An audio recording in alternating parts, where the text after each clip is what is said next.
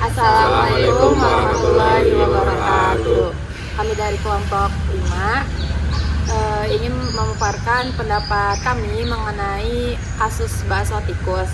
Sebelum pemaparannya, perkenalkan, nama saya Safa Jazala Aufa. Ayo goyang dayung, goyang dayung. Saya Muhammad Alif Surya Saputra.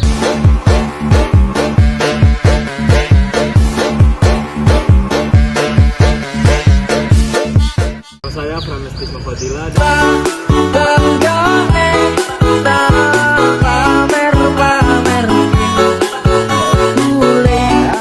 Perkenalkan, nama saya Gita Melani Ejefra.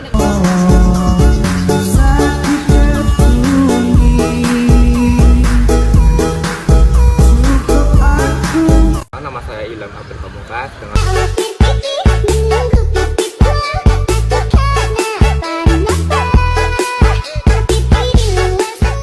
perkenalkan, nama saya Raffi Gunawan.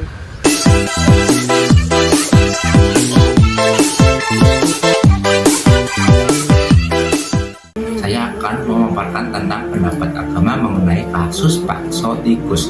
Menurut artikel Hamsari dan Misrianti tahun 2007 dengan judul gen sitoplom B sebagai penanda molekuler untuk mendeteksi cemaran daging tikus pada bakso.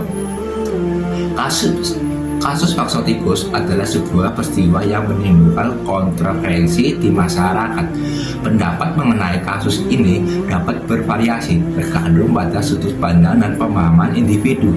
Dalam Islam, terdapat beberapa pendapat yang dapat dijadikan acuan dalam pembahasan kasus ini, baik melalui hadis maupun ayat Al-Quran. Pendapat mengenai kasus bakso tikus dalam hadis terdapat beberapa riwayat yang dapat dihubungkan dengan kasus bakso tikus. Salah satu hadis yang sering dikutip adalah hadis yang membicarakan tentang larangan makanan hewan yang haram atau najis. Hadis tersebut menyatakan bahwa Rasulullah SAW melarang umatnya memakan hewan yang haram seperti tikus. Dalam hadis yang diriwayatkan oleh Imam Bukhari dan Imam Muslim yang menyatakan dari Abu Hurairah, Rasulullah SAW bersabda, Allah melaknat 10 orang yang berhubungan dengan hewan yang haram. Di antaranya adalah orang yang memakan daging tikus. Hadis ini menunjukkan larangan memakan daging tikus yang dapat berhubungan dengan kasus bakso tikus. Namun penting dapat dicatat bahwa hadis ini tidak secara spesifik membahas kasus bakso tikus secara langsung. Pendapat mengenai kasus bakso tikus dalam Al-Quran tidak terdapat ayat yang secara spesifik membahas kasus bakso tikus. Namun terdapat beberapa ayat yang dapat dihubungkan dengan prinsip-prinsip umum dalam Islam terkait dengan makanan halal dan haram. Salah satu ayat yang sering dikutip adalah ayat Al-Quran yang berbicara tentang larangan memakan makanan yang haram.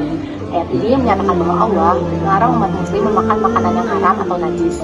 Dalam Al-Quran, surat Al-Baqarah ayat 173 yang menyatakan bahwa sesungguhnya Allah hanya mengharamkan bagimu bangkai, daging babi, darah, dan binatang yang ketika disembelih disebut selain Allah. Tetapi barang siapa dalam keadaan terpaksa sedang ia tidak menginginkannya dan tidak pula melampaui batas, maka tidak ada dosa baginya.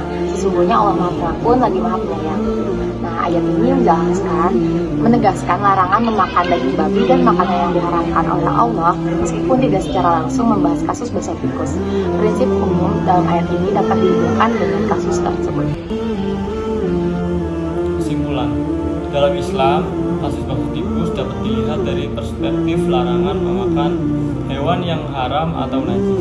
Pendapat mengenai kasus ini dapat didasarkan pada hadis yang melarang memakan daging tikus, serta prinsip umum dalam Al-Quran yang melarang memakan makanan yang diharamkan oleh Allah. Namun, penting untuk mencatat bahwa pendapat individu dapat bervariasi dan tepat dipengaruhi oleh pemahaman dan interpretasi pribadi terhadap sumber-sumber agama. Selanjutnya, pendapat peternak mengenai kasus bakso tikus.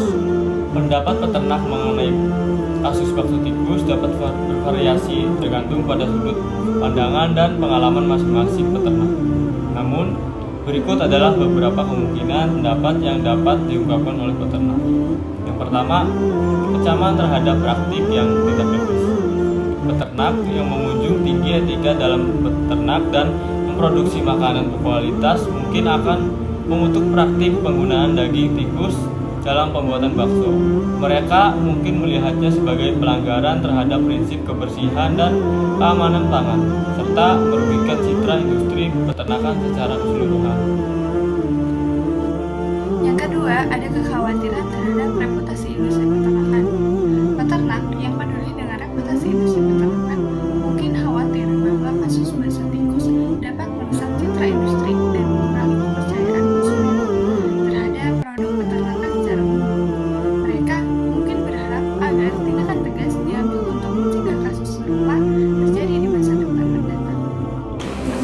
Permintaan penegakan hukum yang ketat. Peternak yang merasa dirugikan oleh kasus bakso tikus mungkin akan mendukung penegakan hukum yang ketat terhadap pelaku dan pihak terkait. Mereka mungkin berharap agar pemerintah dan lembaga terkait melakukan tindakan yang tegas untuk memastikan keamanan dan kehalalan pangan yang dihasilkan oleh peternakan.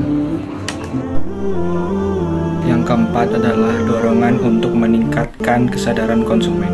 Peternak yang peduli dengan kesejahteraan konsumen mungkin akan mendorong peningkatan kesadaran konsumen tentang pentingnya memilih dan mengonsumsi makanan yang halal dan aman.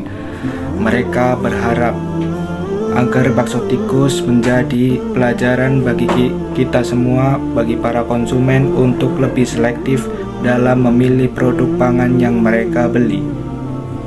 Sekian pemaparan dari kelompok kami, kurang lebihnya mohon maaf. Wabillahi taufiq wal hidayah. Wassalamualaikum warahmatullahi wabarakatuh.